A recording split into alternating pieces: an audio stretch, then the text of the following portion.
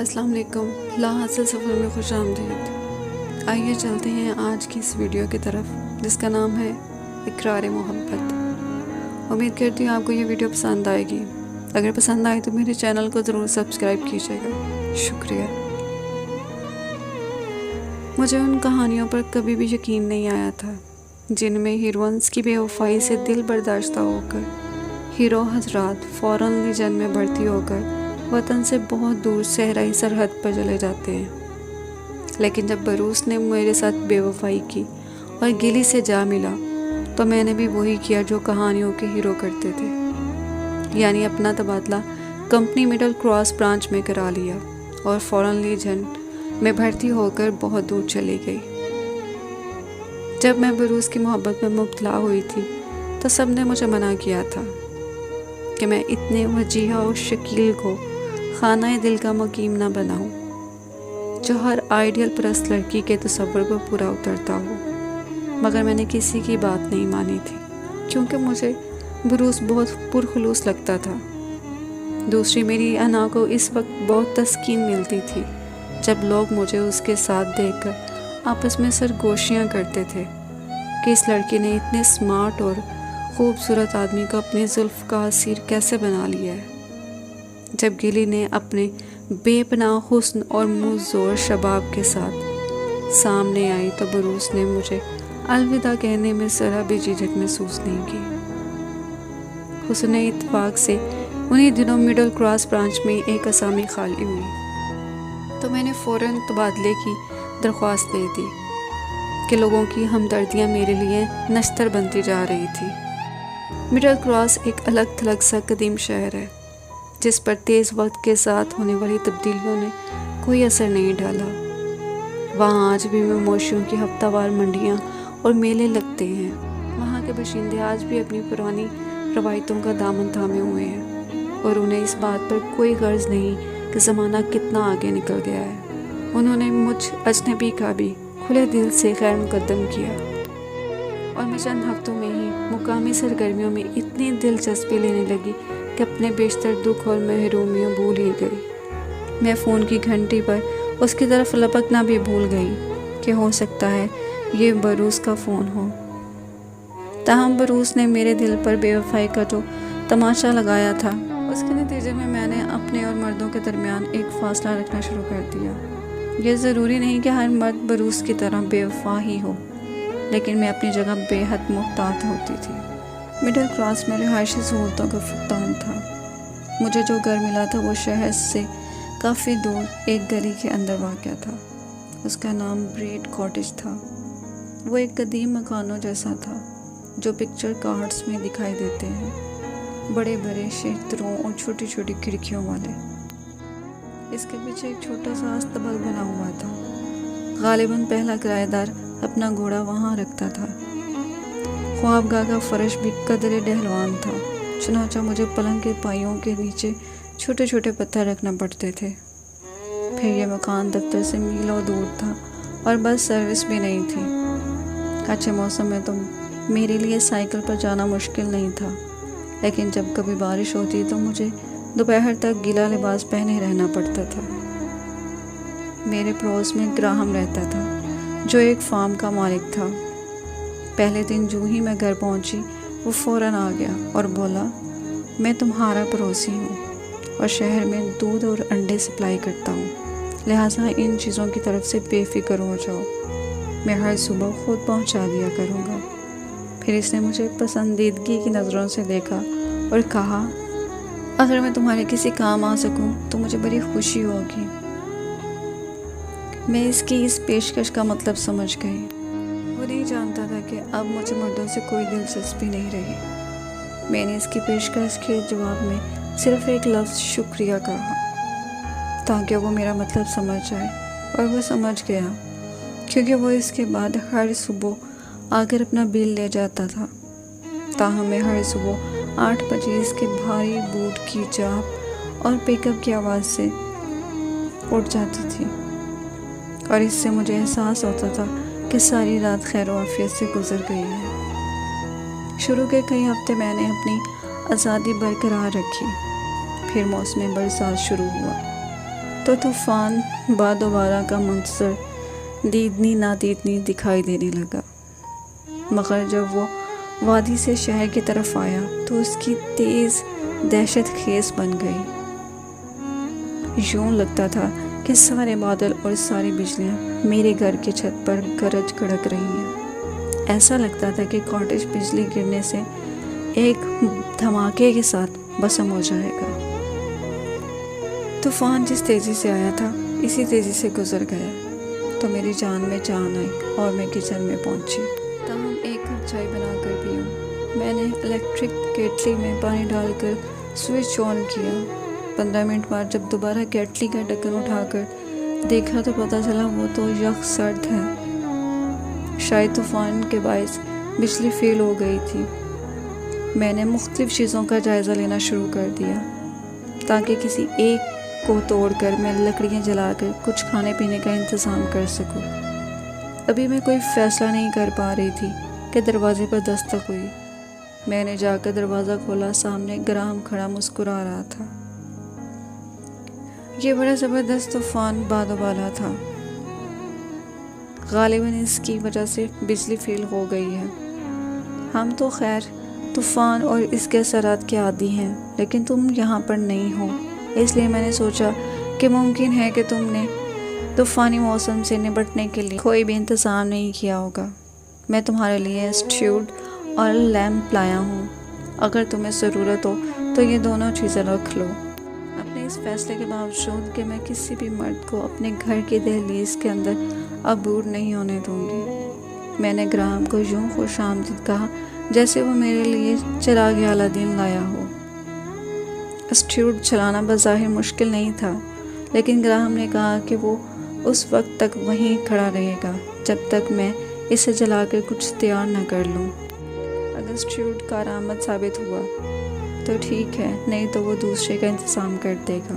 میں نے اس کی یہ بات رد نہ کی کہ ابھی بادل دوبارہ گرجنے لگے۔ اس کی دوسری کڑک سے میں پھر خوف زدہ ہو رہی تھی۔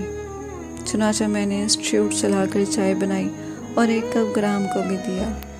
یہ ایک اخلاقی تقاضا تھا۔ چائے پینے کے دوران مجھے محسوس ہوا کہ اس قد آور اور چھوٹے شانوں والے آدمی میں کوئی نہ کوئی کشش ضرور ہے۔ دوسرے دن کی صبح بے حد خوبصورت تھی۔ ڈھیلا ڈھیلا آسمان بہت پیارا لگ رہا تھا اور خوشگوار فضا دیکھ کر یہ تصور نہیں کیا جا سکتا تھا کہ گزر جانے والی رات بڑی دہشت خیز تھی۔ میں سائیکل پر سوار ہو کر شہر کی طرف روانہ ہو گئی۔ جب مارکیٹ والے چوک میں پہنچی تو وہاں دھرنا لگا ہوا تھا اور سڑک بند تھی۔ ہوا یہ تھا کہ کل رات کے طوفانی بارش اور گرج سے چرچ کا مینار گر گیا تھا۔ یہ اس شہر کی قدیم اور یادگار عمارت تھی۔ لوگ اس کے بارے میں باتیں کر رہے تھے۔ کچھ لوگوں کا خیال تھا کہ مینار اور چرچ کا بچا کچا حصہ بھی ختم کر دیا جائے، مگر کچھ لوگوں کا خیال تھا کہ ماضی کی شاندار یادگار کو اس طرح سے ختم نہیں کرنا چاہیے۔ چرچ اور مینار کی دوبارہ تعمیر کے لیے متفقہ طور پر یہ فیصلہ کیا گیا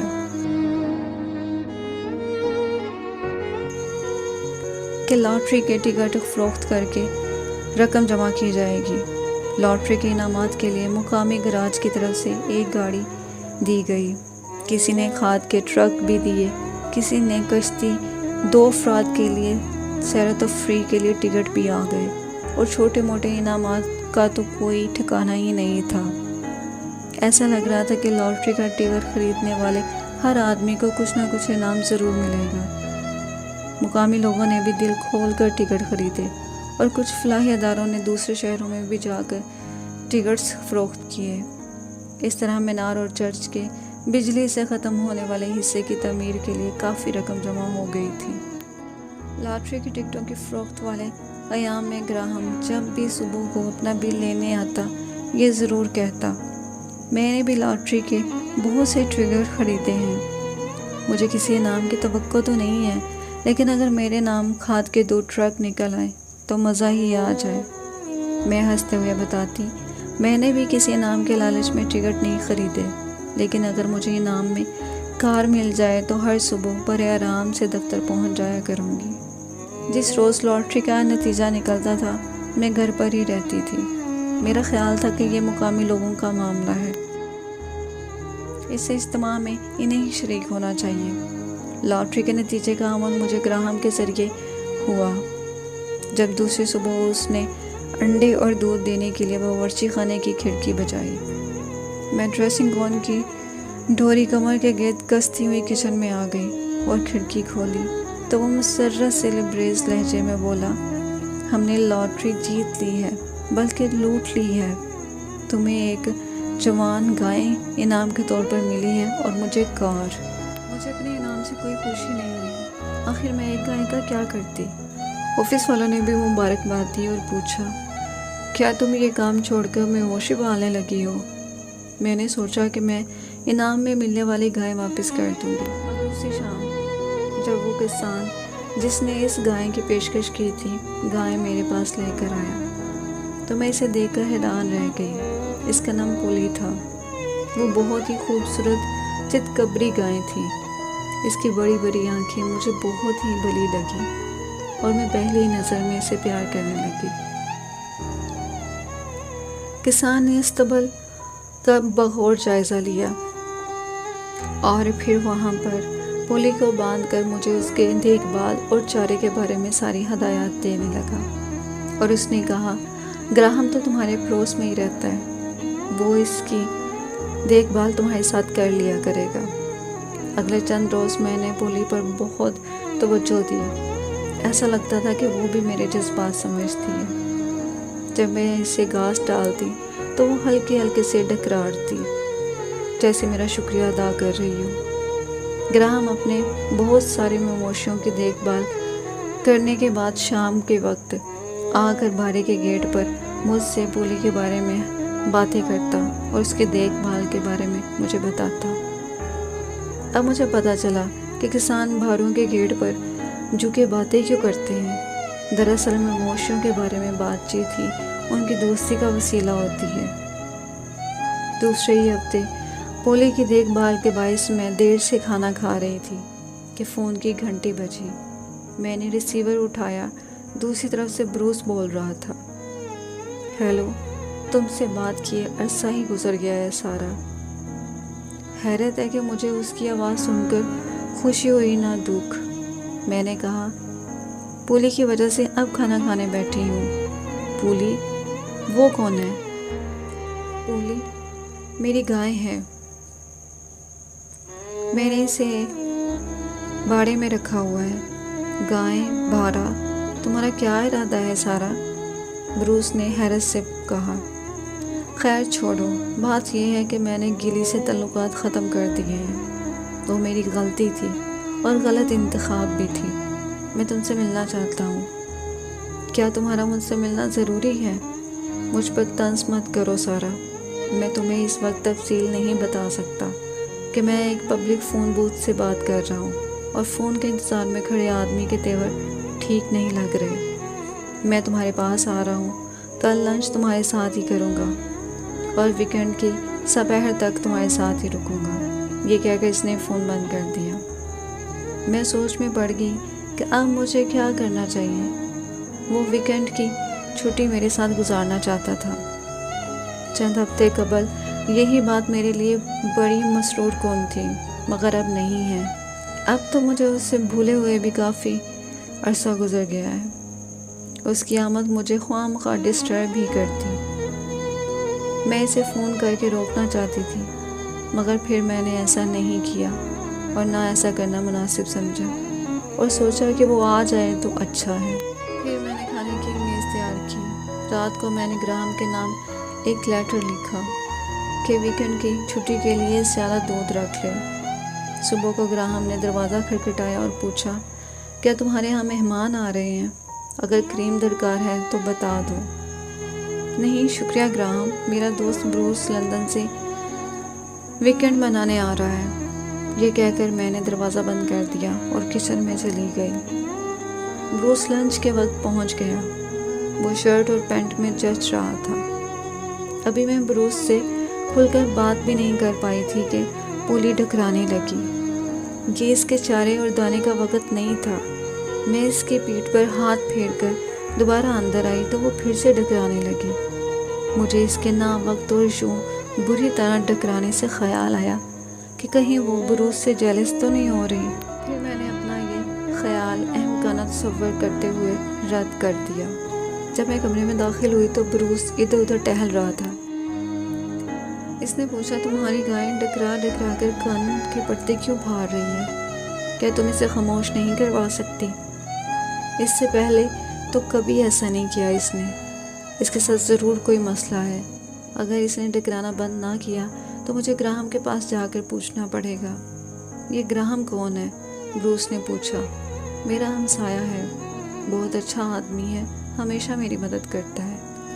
تم اس سے خاصی متاثر لگتی ہو۔ اچھا ہوا کہ میں آ گیا۔ میں اس سے آگے کچھ نہ سن سکی کیونکہ پولی نے پھر ڈکرانا شروع کر دیا تھا اور اس کی آواز بہت قریب سے آ رہی تھی۔ میں نے چیختے ہوئے کہا، تم کیا کہہ رہے ہو بروس؟ مجھے کچھ بھی سنائی نہیں دے رہا۔ میں چیخ چیخ کر تو بات کرنے سے رہا۔ مجھے ہی تمہاری گائے کو ٹھیک کرنا پڑے گا۔ یہ کہہ کر وہ تیزی سے باہر نکلا اور گائے کو گالیاں بکنے لگا۔ میں بھی باہر نکل آئی۔